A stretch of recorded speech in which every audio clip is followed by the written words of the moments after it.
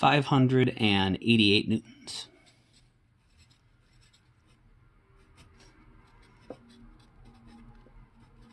All right, so that's 1. And the force of gravity on the ladder is going to be the mass of the ladder times g. So that's going to be 20 times 9.8, which should be 196.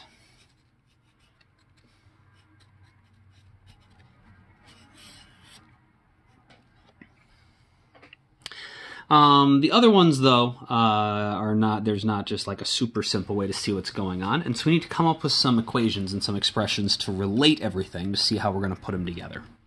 And so we know if this is a static equilibrium problem,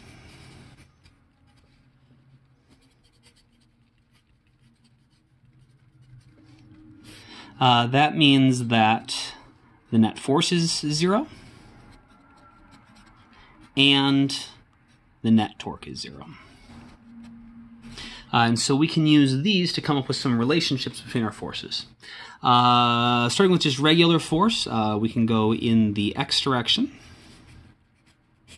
And in the x direction, we're going to have the force of static friction to the right and the normal force from the wall going left. Those two are going to have to cancel each other out. So all the forces going to the right, Fs, have to equal all the forces going left. In the y direction, all the up and down forces are going to have to cancel. And so we've got one force going up, Fng, and that has to equal the total of all the down forces, the two forces of gravity. So Fng is going to be, so the up force is equal to the total of the down forces, Fgl plus Fgp. Remember that we have 3 unknowns, 1, 2, 3, and we so far only have 2 equations. We're going to need 3 equations in order to solve for 3 unknowns, and so our last equation is going to come from torque. So we had left equals right with the x direction, up equals down with the y direction, with torque clockwise has to equal counterclockwise. And so we need to pick a pivot point. And we can pick any point we want. The thing is, if I pick my pivot point to maybe be like some random spot on the ladder here, all 5 of my forces are going to cause a torque, which means my torque equation is going to have 5 variables in it. If I make the top of the ladder here be my pivot point, then this force would be applied at a radius of 0, and we wouldn't need to calculate any torques from there. Which means that it would actually be better to make the pivot point be down here, because I've got 2 forces that would be right at the pivot point, and if my pivot point is where those 2 forces are connected to, their radius is 0, and since torque is r cross f, if the radius is 0, neither one of these will exert any torque if we treat this point as being our rotation point. So in static equilibrium problems, we pick a pivot point. Since it's not actually pivoting, since everything's at rest, you can pick any point you want, but you need a pivot point to calculate the torques from. And so your 2 things that you're going to use to pick your pivot point are either where can you eliminate the most forces, pick the spot that has, the most things on it, so you can simplify things as much as possible, or if there is a situation going on where you're not even sure what forces might be acting on a certain point or what direction they might be in, if you set the pivot point to the point you don't know anything about, you can then just not worry about them because they won't exert any torques. So we've got 3 forces left. If this is our pivot point, and so the wall is the only one that is going to make them want to torque, what is that? Counterclockwise. And so our torque going counterclockwise is going to be the torque from the wall. and that has to be equal to the total of the torques we're going to get from these two. Both of these forces are going to try to make the ladder rotate clockwise, and since it's not rotating, it's at rest, the counterclockwise and the two clockwise torques have to cancel each other out. So the torque from the gravity pulling on the ladder plus the torque from gravity pulling on the person. So if we look at these equations, we see one that we should immediately be able to solve. The normal force from gravity is equal to the force of gravity on the ladder plus the force of gravity on the person. We know both of those. That's 588 plus 196 is going to give us 784 newtons as the normal force from the ground. Sorry, I might have called that a force of gravity, but it's the G is representing ground here. It's the normal force from the ground. So we got two forces left. So we found this one, and this one. Looking for these two. The force of static friction should be pretty easy to find once we know the normal force from the wall. But since we don't have that yet, our torque equation is going to, part of this is based on the normal force from the wall, and so our torque equation should let us solve for the normal force from the wall. So we're going to do that next.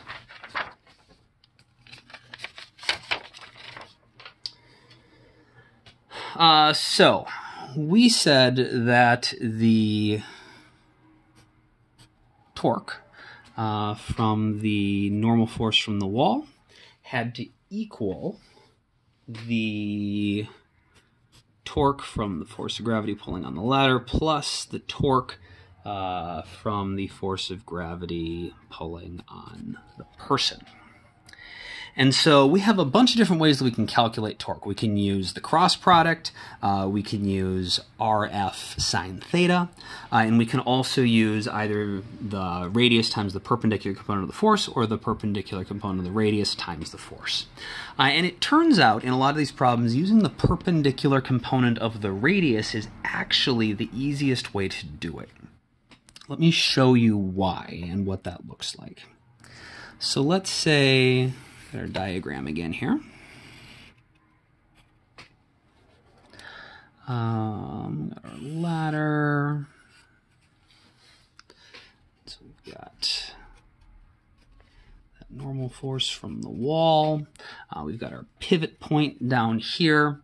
We've got the force of gravity on the person. The force of gravity on the ladder.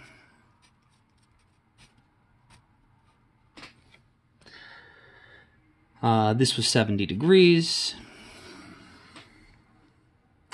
And we know, since the whole ladder was 5 meters long, that it's going to be 2.5 meters to the center of mass of the ladder, and it'll be, and we said initially the person was 4 meters from the end, and the ladder itself total was 5 meters.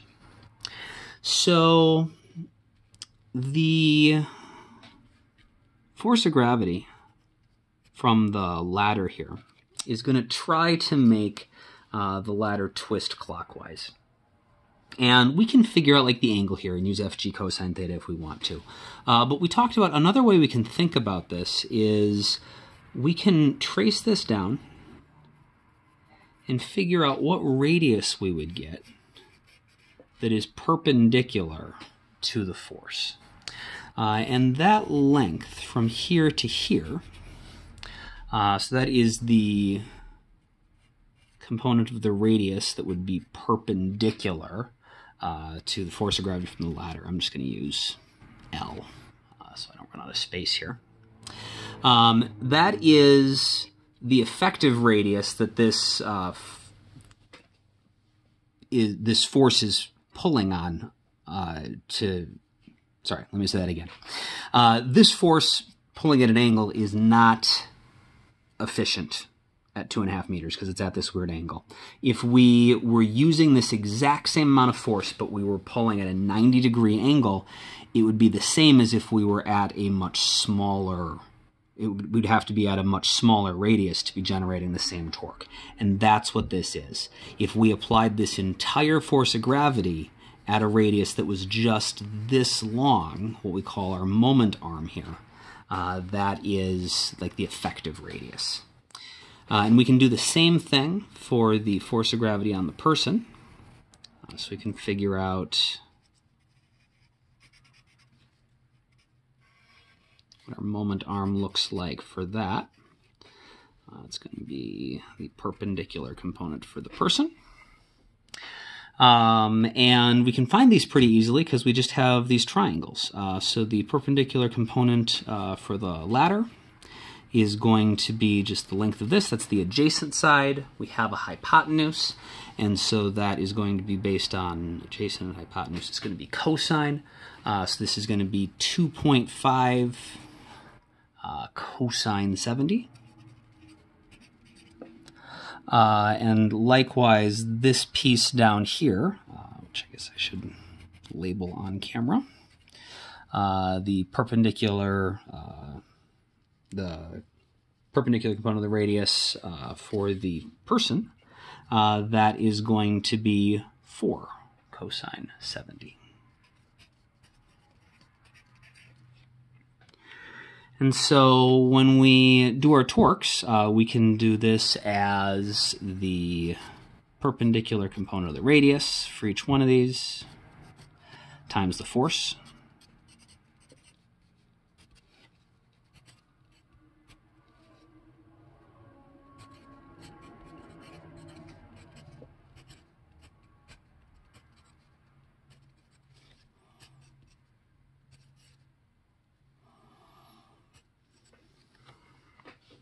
And so we've got the first two that we can plug in. The perpendicular component of the radius is going to be, for the ladder, is going to be right here. And then we can plug this one in up here. We already know the force of gravity on the ladder and the force of gravity on the person because we found those earlier. And then the last thing is to find the perpendicular component for the walls, the perpendicular component of the radius for the wall's force. And so I'll maybe redraw my diagram down here so we can see that a little better.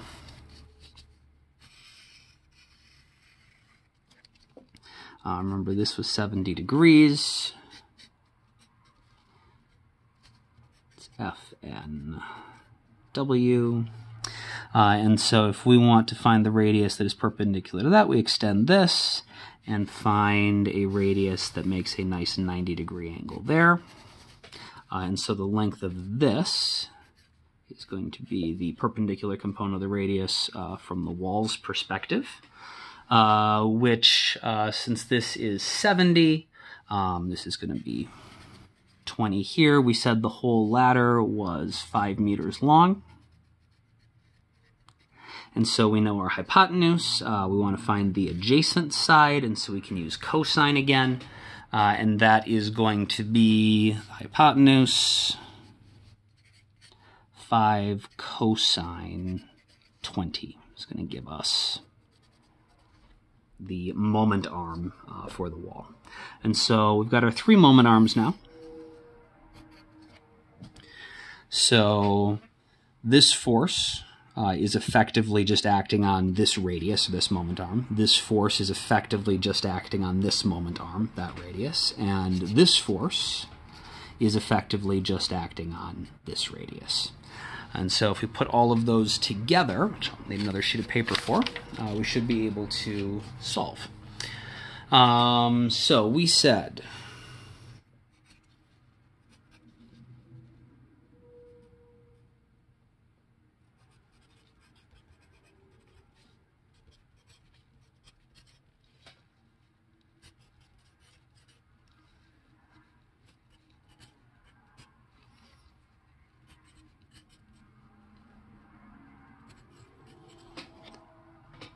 okay, so plugging everything in, That is going to be, we want to solve for the normal force from the wall, so I need all of this stuff divided by the moment arm for the wall.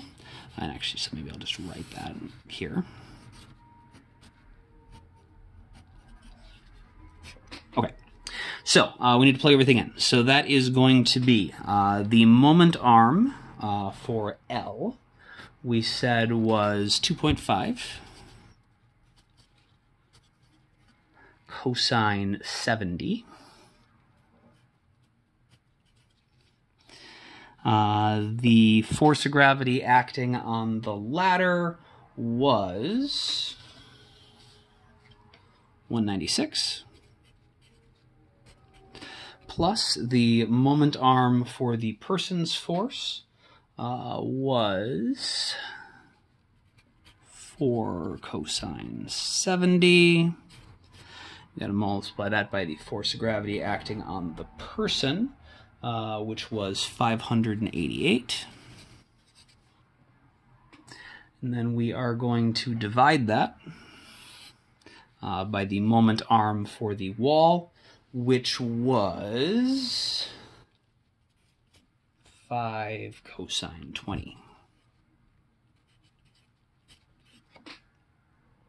And so if we put all that together, we get that the normal force from the wall had to be 207 newtons. And since we said that the force of static friction had to be equal to the normal force from the wall, that was also going to be 207 newtons. So if I pull back my original diagram here, we can see what all these are. So the normal force from the wall we figured out was 207 newtons. The force of static friction was 207 newtons. The force of gravity acting on the ladder was 196 newtons. The force of gravity acting on the person was 588 newtons. And the normal force from the ground was 784 newtons. The other thing we were asked to figure out was what the coefficient of friction here had to be. So, if we want to find that, we're going to use our normal force and our force of friction and figure out what the coefficient is. So we had, just for the bottom of the ladder, we had a normal force of 784 newtons. We had a force of static friction of 207 newtons. We were asked to figure out what the minimum coefficient of static friction had to be in order for everything to not slip.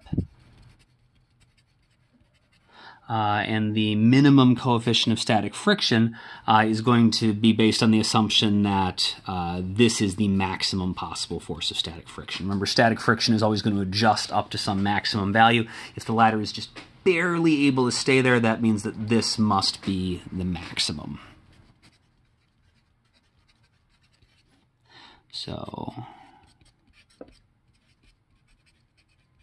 we're going to work under the assumption that this is the maximum force of static friction.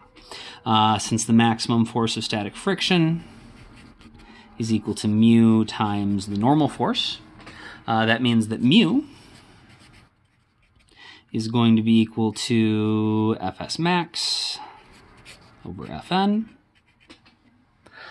which is going to be 207 over 784. Which is going to give us 0.264,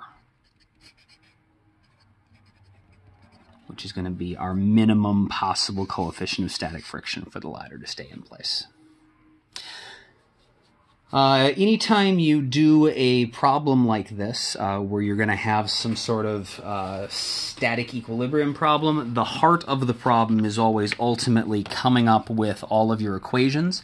And remember, the way that we're going to find all of our equations is, since we know the net force and the net torques both have to be 0, you should be able to write x direction, y direction, and torque equations. And then from there, it's just a matter of solving simultaneous equations and manipulating the algebra until you get what you're looking for.